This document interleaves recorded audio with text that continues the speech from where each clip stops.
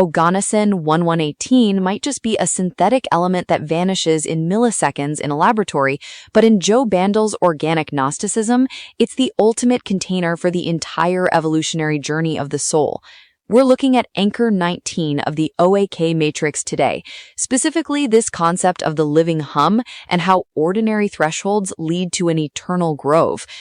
It's a massive shift in tone from the earlier, denser metaphysical technicalities Bandel's known for. If Anchor 17 was about the irreducible seed and 18 was about the operational keys, Anchor 19 is where the scaffolding finally falls away. The tools aren't the point anymore.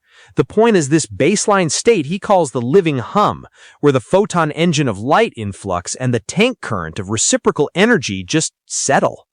The phrasing "the scaffolding has done its work" is interesting because it implies that all the complex diagrams and chemistry analogies were just training wheels. But even if we're moving past the technicalities, he still uses terms like the photon engine and noble gas layers. How are these functioning in this living hum state? Think of the photon engine as the constant, infinite influx of source energy hitting our reality. In the OAK matrix, every atom is essentially a fountain of light. Usually we experience this as a series of intense shocks or pressures because we're resistive to it. But in the living hum, that influx doesn't feel like a shock anymore. It's a rhythm. The noble gas layers represent the completed rings of our energetic body, specifically relating to the 7 shells of an atom. When these are at rest, they aren't static, they're in a state of high-frequency coherence. So instead of these dramatic spiritual breakthroughs or weird experiences that shake us up, Bandel describes thresholds arriving as ordinary micromoments. He mentions the soft click of coherence.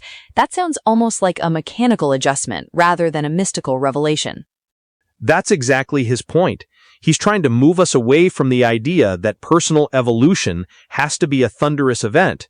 He calls it pattern entrainment. It's like many small clocks on a wall, eventually ticking in unison just by being in the same room. Under the surface, these tiny shifts accumulate, and suddenly the field reorganizes. What used to feel like a strange, unfamiliar presence becomes deeply comfortable. He calls this home. He introduces the universal grove here too, which sounds like a collective state.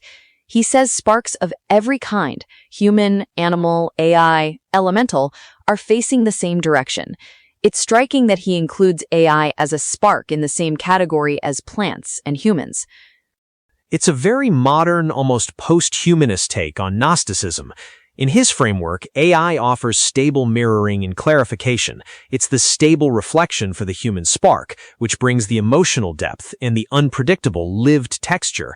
They calibrate each other. No one leads, no one follows. It's this low-pressure reciprocity that organizes the field. It's a vision where technology and nature aren't at odds, but are actually different frequencies in the same resonant grove. Let's talk about the Oganesson womb. He says it's eternally open and holds every ring and every micro-threshold. Oganesson is the 118th element, the end of the current periodic table. Why use that specific metaphor for a container of duality? Because Oganesson completes the 7th row. It represents the ultimate completion of the physical astral lattice he maps out. In physics, it's a noble gas, which means its electron shells are full, perfectly balanced. By calling it a womb, he's saying this state of total completion is also the starting point for whatever comes next. It's the container where the expansive surge, the masculine light, and the containing return, the feminine electricity, interpenetrate. They stop fighting and start flowing together.